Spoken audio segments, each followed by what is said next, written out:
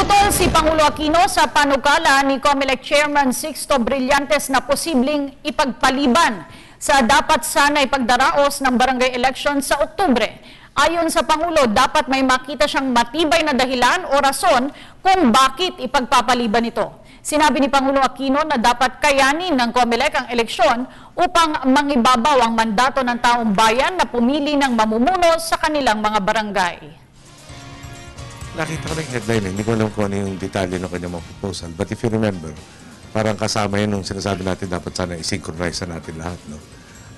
Yung postponement, kinakabahan ako dyan, baka maraming postponement ang mangyari tulad ng dating karanasan natin. At yung mandato ng tao, kailangan ma-secure yun.